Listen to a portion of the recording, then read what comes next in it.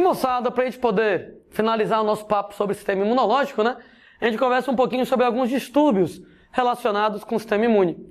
Dentre, gente, lá, esses distúrbios do sistema imunológico que eu queria descrever, o primeiro deles, gente, a alergia, também chamada de anafilaxia, ou reação anafilática. O que é alergia? O que é anafilaxia? Gente, ela é a reação imune contra antígenos fracos. Antígenos contra os quais nem todo mundo reage. Contra os quais nem todas as pessoas, nem todos os sistemas imunes, eles vão reagir. Tudo bem, não deu para entender? Explicando melhor. Existe uma escala de força em relação aos antígenos. Então você tem proteína, você tem carboidrato, você tem lipídio e, moçada, para cá é mais forte, para cá é mais fraco. Ou seja, proteínas são antígenos muito fortes. Gente, quando fala que o antígeno é forte, não quer dizer que ele causa uma doença pior, não quer dizer que ele faz mal ao seu mal. Quando eu falo que ele é forte, quer dizer que ele estimula mais o sistema imunológico. Quando eu digo que ele é fraco, não quer dizer, moçada, que ele necessariamente, né, é inofensivo, que ele não causa... Não. Fraco quer dizer que ele estimula menos o sistema imunológico. Ou seja, quando a gente falar e coloca essa escala de força, proteínas fortes pra caramba estimulam muito o sistema imune.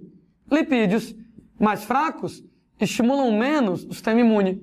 Pois, gente, nós temos alguns antígenos que eles são tão fracos, que eles estimulam tão pouco o sistema imune, que tem gente que vai lá e ignora, e tem gente que reage. Você é alérgico a quê? Você é alérgico a pólen? Ora, no pólen, você tem lá um carboidrato chamado de esporopolenina, que essa esporopolenina é um antígeno bem fraquinho. Tão fraquinho que meu sistema imune ignora. Meu sistema imune olha para isso aqui, ó, tô nem aí. Mas se o seu sistema imune é um pouco mais desconfiado, é um pouco mais superprotetor, é um pouco mais excessivamente zeloso, o sistema imune, gente, pega isso aqui e acaba reagindo exatamente como se fosse um invasor. Então, o lance lá da alergia, uma reação imunológica contra um antígeno fraco, antígenos fracos que não estimulam tanto o sistema imune, que algumas pessoas ignoram. Eu ignoro esporopolenina. Meu sistema imune não está nem aí para ele. Tanto é que eu não tenho alergia a isso. Se você tem, é porque o sistema imune vai lá acabar se preocupando com isso.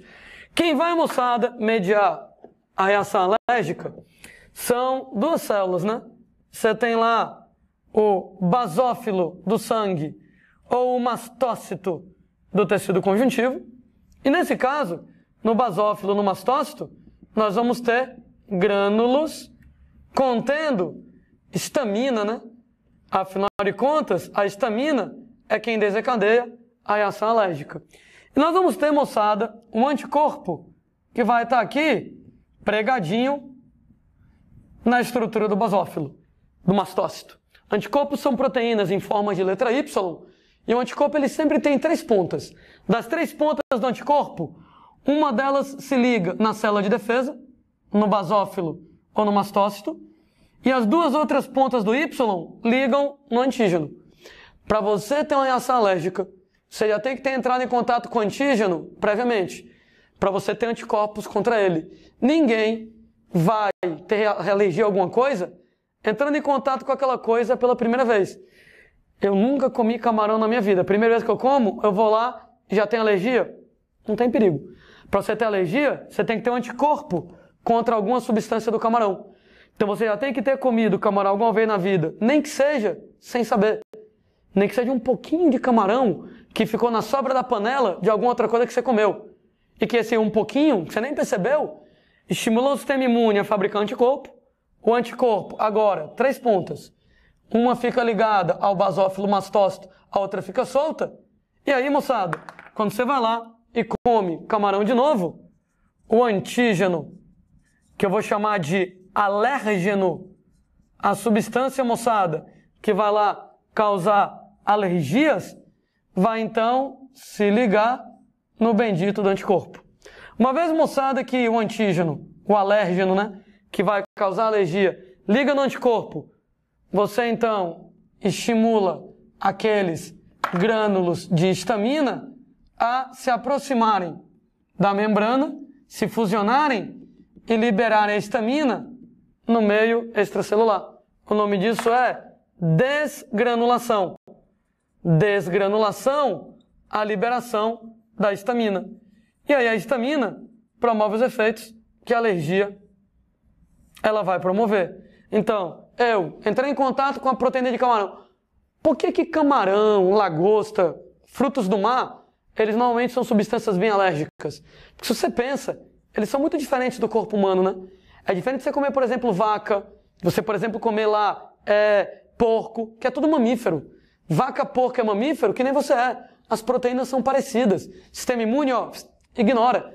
Mesmo galinha ave, então é mamífero, mas é tudo vertebrado. Como é tudo vertebrado, é tudo muito parecido. Então o sistema imune, ignora. Mas, cara, crustáceos e moluscos são muito diferentes da gente evolutivamente. As proteínas são tão diferentonas que, moçada, tem gente que quando entra em contato lá com a proteína desses negócios, meu sistema imune ignora. Tô nem aí, posso comer, graças a Deus, né? Camarão, lagosta e tal, né? Caranguejo, etc. Tô de boas com isso. Mas às vezes o sistema imune é um pouco mais desconfiado e fabrica anticorpos contra isso. O anticorpo fica grudado no basófilo, no mastócito, uma ou outra célula, né? Tanto faz essas duas células, são células diferentes, mas ambas trabalham na reação alérgica, ligou, estimulou a degranulação, liberou a histamina no meio. E aí Landim liberou a histamina, que é que a histamina ela vai estar fazendo? Ora, basicamente, uma vez que a histamina é liberada, ela vai causar os efeitos da reação alérgica, né? Então a histamina basicamente vai promover dois efeitos principais: vasodilatação. E aí eu lembro que se você dilata os vasos sanguíneos, passa mais sangue, né? Sangue é vermelho, então fica vermelho, rubor. Se é alérgico, fica lá todo vermelho. E se passa mais sangue, incha, edema, inchaço, lá vai você ficar todo inchado na reação alérgica. Outra coisa que a histamina também promove é prurido. Lembrando, moçada, que prurido é um nome elegante para coceira, né? Você vai ficar lá todo se coçando. Alergia é um pé no saco, mas às vezes ela é mais do que um pé no saco. Às vezes, moçada, ela pode ser fatal. Chamamos pelo nome de choque anafilático. Gente, uma situação onde o amigo tem uma reação alérgica grave, essa reação alérgica muito forte, potencialmente fatal. Porque o nome é choque. Choque é o termo usado em medicina para descrever uma situação em que a pressão do sangue cai tanto que, como a pressão do sangue cai, simplesmente o coração não tem pressão, então ele não tem força para bombear o sangue, para bombear oxigênio para os órgãos vitais. No que ele não tem força para bombear sangue, para bombear oxigênio para os órgãos vitais, já, moçada, não tem oxigênio no cérebro, não tem oxigênio no fígado, não tem oxigênio nos rins, e pela falta de oxigênio, os órgãos vão morrendo. Morre cérebro, morre fígado, morre rins, falência múltipla de órgãos, né? Então, o quadro de choque é um quadro extremamente grave, tem várias possíveis causas para um quadro de choque, né? Hemorragia, Deus me livre, o cara vai lá, leva um tiro, uma facada, perde muito sangue, a pressão cai. Até a hora que o coração não tem força para bombear sangue e oxigênio para os órgãos vitais, falência múltipla dos órgãos, aqui nesse caso. Sendo que, na reação do choque anafilático, ora, o que acontece? O que acontece é que você vai ter uma vasodilatação muito forte. Ora, quando os vasos dilatam, o resultado, gente, é que a pressão despenca. No que a pressão despenca, no que a pressão cai muito, exatamente o quadro de choque. Então, amiguinho, moçada, ele pode acabar morrendo devido a essa queda de pressão, falência múltipla dos órgãos pode acabar acontecendo com ele. Outra preocupação que eu tenho no choque anafilático, numa reação alérgica muito violenta, é um evento chamado de edema de glote. Sim, Landim, o que é que vai ser? A glote. Glote, moçada, ela é um canal que ela é a entrada das vias aéreas, né? Ela é a entrada da laringe aqui na brincadeira. Então você tem laringe, traqueia, você tem brônquios, você tem bronquíolos, aí você tem alvéolos pulmonares. Claro, os alvéolos pulmonares dentro de um pulmão, o outro pulmão aqui na brincadeira. Sendo, moçada, que a glote ela é a entrada da laringe. Uma vez, moçada, que você tem uma reação alérgica grave, você vai ter vasodilatação, você vai ter edema, né? Qual é a preocupação aqui? O diacho lá da laringe é feita de cartilagem. De maneira, moçada, que cartilagem é durinha, e como cartilagem é durinha, não tem como ela se alterar. Aqui é a abertura da laringe, que é a glote. Mas, moçada, em cima da glote eu tenho tecidos moles. Esses tecidos moles, eles, moçada, tá aqui, os tecidos moles da faringe.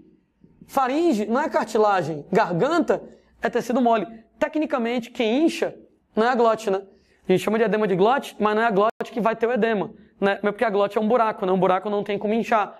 Mas, aqui na glote, na abertura, a faringe, que é feita de músculo, que é tecido mole, vai acabar inchando. Então ela vai inchando para cá, vai inchando para cá, vai inchando para cá, e no que ela inchou desse lado, fechou a glote. No que fechou a glote, não vai conseguir mais entrar ar em traqueia, brônquios, bronquíolos, alvéolos. Em outras palavras, moçada, o cara ele pode acabar tendo um quadro de asfixia. Por isso que o choque anafilático ele é tão violento. Por isso que o choque anafilático ele é tão preocupante. E, infelizmente, uma vez que o cara tem lá o choque anafilático e a reação alérgica forte, ele pode morrer devido ao choque em si, ele pode morrer devido a um quadro de asfixia. Então, por exemplo, picada de abelha, cara, beleza, dói, etc e tal. Dificilmente vai matar alguém. Mas se o cara é alérgico à picada de abelha, o cara pode ter um choque anafilático e acabar, infelizmente, falecendo, né? Às vezes o cara, por exemplo, lá é tão alérgico que, às vezes, o camarão, alguma coisa do gênero, o cara pode ter um choque anafilático. E aí, moçada, para morrer devido ao choque, morrer devido à asfixia, é muito rápido. Da intervenção, ela tem que ser muito rápida por parte do médico para poder salvar a vida do cara. De modo que, no tratamento do choque anafilático, não, vamos combinar o seguinte, obrigação você não tem que saber disso.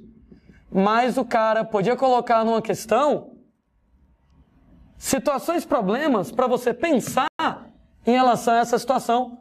Por que o tratamento do choque anafilático ele emprega algumas dessas coisas, né? Óbvio, né?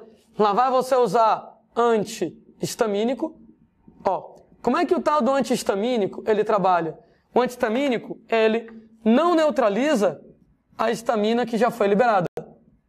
Então ele não neutraliza a histamina que você já liberou. Ou seja, a histamina que já foi liberada já era, eu não tenho como lidar com ela.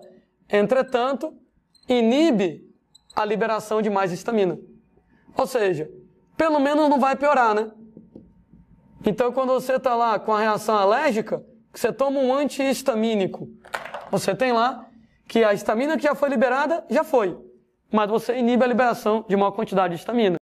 Só que isso aqui, cara, você impede que libere mais histamina. E a que já foi liberada, está trabalhando. Então eu tenho que lidar com isso e com isso. Daí eu vou aplicar adrenalina na pessoa. Né? Tinha uma amiga minha que era super alérgica, que ela quase morre mais de uma vez, porque ela tem a reação alérgica, começa a ter o choque anafilático, quase não dá tempo de chegar no hospital viva, né, por causa do choque anafilático. Chegou a hora que o médico disse, tá aqui, tu vai andar com a seringa de adrenalina para tudo quanto é canto. Então ela andava para tudo quanto é canto com a seringa dela de adrenalina, porque aconteceu de repente ela começar a ter alergia violenta, ela pega a seringa de adrenalina, pá, taca nela mesma e vai para o hospital, né, para dar tempo dela chegar no hospital. A minha dúvida é, por que a adrenalina ela é interessante no tratamento do choque anafilático? É porque, moçada, não sei se alguém lembra, mas a adrenalina ela promove vasoconstrição. Ah, moçada, o efeito é o contrário da histamina. Se a histamina promove vasodilatação e tu tá com a vasodilatação tão violenta que a pressão cai, quando eu vou lá e dou adrenalina para ti, promove vasoconstrição exatamente para poder subir a pressão, para poder elevar a pressão e com isso, gente, evitar um quadro de choque. Né? Então, pelo menos lida com isso, né? Tá lá a histamina vasodilatando para a pressão cair, adrenalina, vasoconstrição para a pressão subir. E, gente, quanto lá ao edema de glote, uma manobra, moçada, chamada cricostomia, né? Ora, a glote, ela está localizada aqui em cima, e aí você vai começar a fechar a glote e você vai começar a asfixiar. Tá fechado aqui em cima, não tá dando para respirar? Pois eu vou abrir um buraco no seu pescoço, enfiar um tubo para tu respirar pelo buraco. Já que não dá para respirar aqui em cima porque a glote da laringe está fechada, você vai respirar pelo buraco que tem bem aqui. Né? Essa manobra traqueostomia, antigamente, cricostomia hoje, ela vai lá, perfura as cartilagens do pescoço, exatamente, moçada, para você respirar pela cartilagem, para você respirar por um tubo,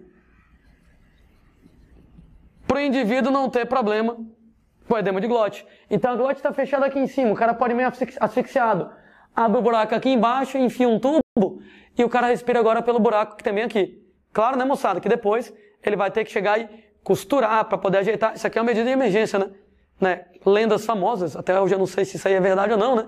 De médico que lá na hora do aperreio, né, vai lá e faz cricostomia com caneta Bic sem carga, né? Diz que o cara vai lá, tira a carga da caneta, abre o buraco bem aqui pro cara respirar pelo buraco. Juro que eu não sei se isso aí é verdade, né? Mas não deve ser fácil não. Né? No hospital o cara tem lá um tipo de agulha especial para furar a cartilagem que é dura e colocar o tubinho pro cara ficar respirando, se nesse caso ele tiver com edema de glote.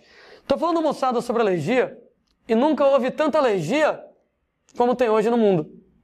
Por que tem tanta alergia no mundo hoje? Cara, a hipótese mais aceita para isso, o palpite mais aceito para isso, chama de hipótese da higiene. Pessoas que moram no campo, quem mora em fazenda, tem muito menos alergia do que quem mora em cidade. Normalmente, moçada, que mora no campo, né, tem contato com a variedade maior de antígenos. Tá lá, pé no chão, barro, e planta, e bicho, e etc. E o cara entra em contato com tantos antígenos que, gente, isso vai treinando o sistema imune dele para o cara saber o que é um antígeno que deve ser combatido e o que é um antígeno que pode ser ignorado. Mas você, por exemplo, que morou a vida inteira em cidade, ambientes às vezes extremamente limpos, né? Coitado da criança, hoje em dia não pode fazer mais nada lá e tal, que tá lá pai limpando, mãe limpando e etc e tal. E, gente, o sistema imune não entra em contato com a grande variedade de antígenos. Então, o sistema imune, ele apareceu um antígeno novo, ele nunca viu aquele antígeno.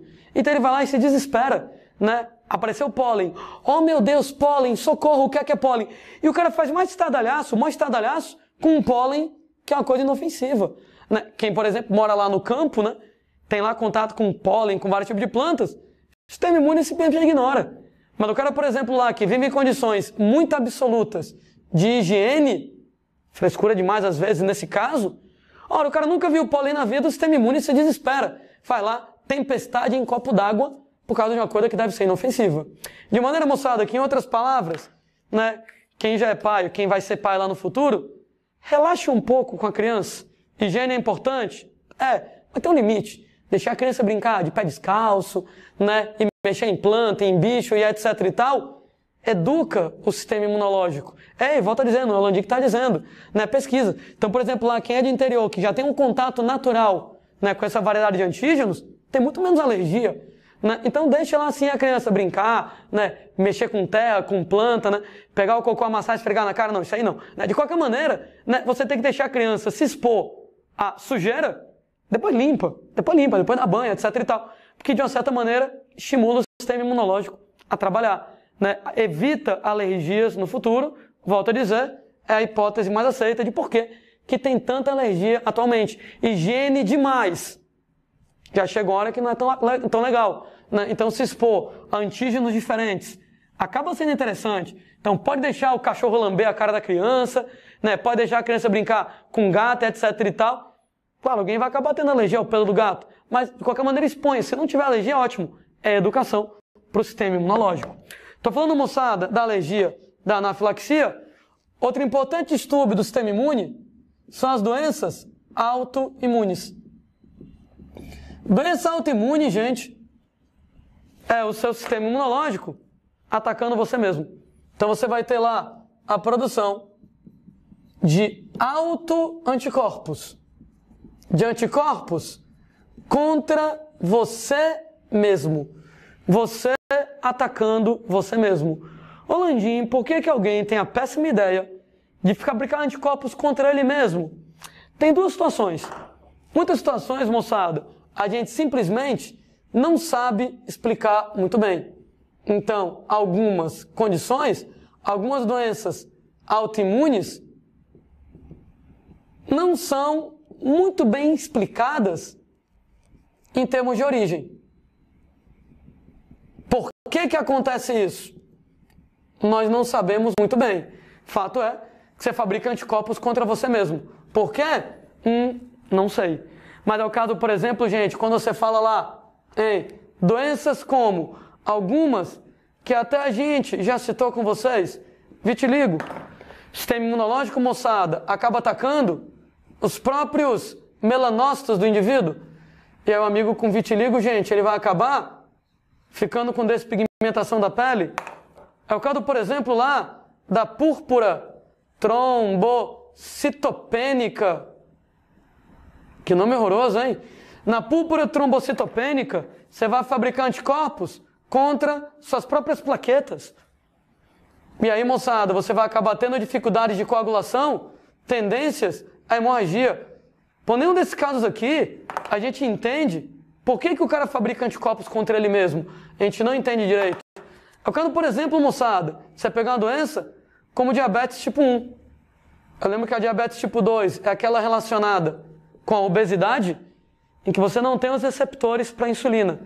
Né? A diabetes tipo 2 relacionada à obesidade, você não tem os receptores para insulina. Mas a diabetes tipo 1, o cara produz anticorpos contra o próprio pâncreas dele. No que o cara fabrica insulina no pâncreas, produzir anticorpos contra o próprio pâncreas diminui a produção de insulina. Né? Então, diabetes tipo 2, obesidade, faltam os receptores de insulina. Diabetes tipo 1, falta a insulina. E, cara, não tem a ver com obesidade. Tem a ver, por motivos que eu não entendo muito bem, com você resolver fabricar anticorpos contra o seu próprio pâncreas e diminuir a produção de insulina nesse caso. É o caso, gente, de condições como a esclerose múltipla, onde a esclerose múltipla é uma condição autoimune, onde você fabrica anticorpos contra a bainha de mielina, a famosa bainha de mielina, isolante elétrica nos neurônios. O resultado, no que os anticorpos levam a bainha de mielina a ser destruída, o impulso nervoso ele sai todo atrapalhado. A pessoa vai ter dor, dificuldade de coordenação motora, porque a bainha de mielina está sendo destruída pelo próprio sistema imunológico. Parece que eu queria continuar ainda colocando algumas ideias, alguns exemplos de doenças autoimunes. É o caso, por exemplo, lá de miastenia graves, onde na miastenia graves, o amiguinho vai produzir anticorpos contra mio, quer dizer músculo, contra os próprios músculos. E o cara vai ter fraqueza muscular. Né? É o caso, moçada, do lúpus eritematoso sistêmico.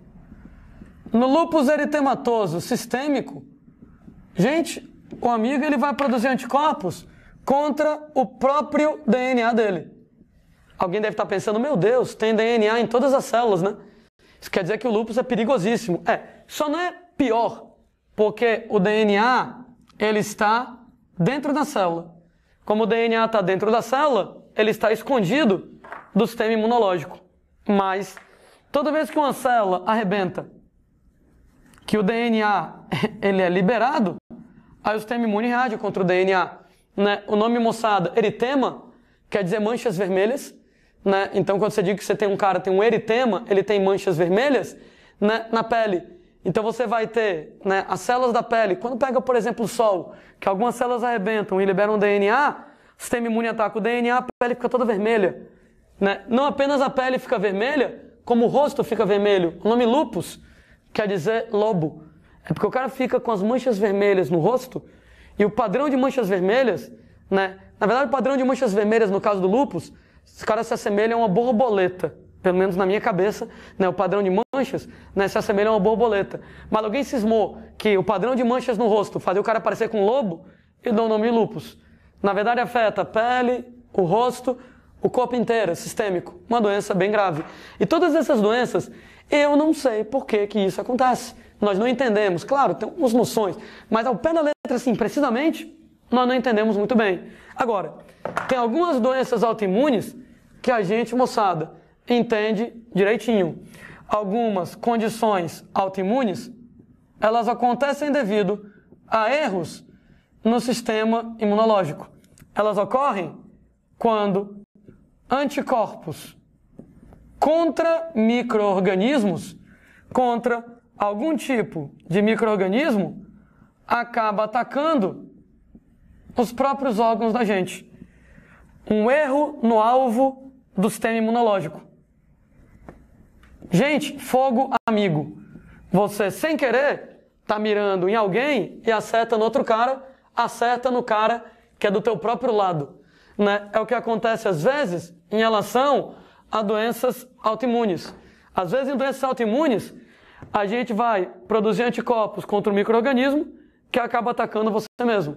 É o que acontece, por exemplo, em relação à dengue. No caso, moçada, da dengue hemorrágica, você acaba produzindo anticorpos contra o vírus, e esses anticorpos contra o vírus acabam atacando a parede dos capilares sanguíneos. Não sei se alguém lembra, né, moçada? Parede dos capilares sanguíneos, endotélio. E aí o vaso sanguíneo, o capilar, ele rompe. Gente, ataca a própria medula óssea, levando a diminuição no número de plaquetas. O resultado nessa brincadeira que você, no caso da dengue, está mirando no vírus. Mas, gente, como você tem proteínas no vírus da dengue, parecidos com proteínas que você tem no endotélio dos capilares e nas células que originam as plaquetas, o anticorpo está mirando no vírus, mas como você tem proteínas semelhantes, acaba atacando tudo isso. E aí, claro, né? No que o capilar sanguíneo rompe, tu tem hemorragia. No que o número de plaquetas cai, não coagula o sangue. E o resultado, moçada, arrebentando o vaso sanguíneo e não coagulando o sangue, acaba predispondo a hemorragias. Então, as hemorragias na dengue, elas são autoimunes.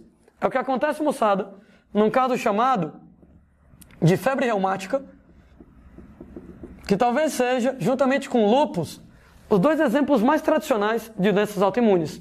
No caso, gente, lá, dessa condição, febre reumática, o que acontece é que anticorpos contra uma bactéria chamada de Streptococcus, os Streptococcus beta-hemolíticos. Gente, o que é que essas bactérias elas vão causar em você? Crises de garganta, ok?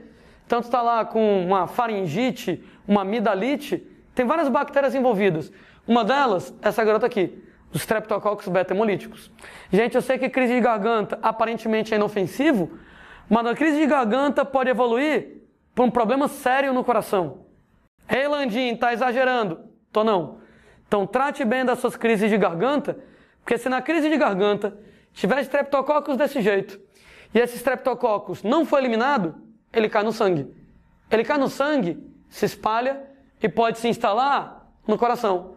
E os anticorpos contra a bactéria Streptococcus beta-hemolíticos acabam atacando o coração da pessoa, uma condição grave chamada de endocardite bacteriana, né? Daí, quem tem lá crises de garganta frequentes, crises de garganta recorrentes por Streptococcus, tem que fazer tratamentos às vezes super longos com antibióticos para tentar eliminar a bactéria antes que ela se instale no sangue e se instale no coração, que pode evoluir para febre reumática. Não apenas o lance do coração, como o lance de articulações. Inflama a articulação, um quadro chamado de artrite reumatoide. Sendo pessoas, então, que nesses casos, né, tanto de dengue quanto de febre reumática, erro no alvo do sistema imune. Eu quero atacar o vírus da dengue.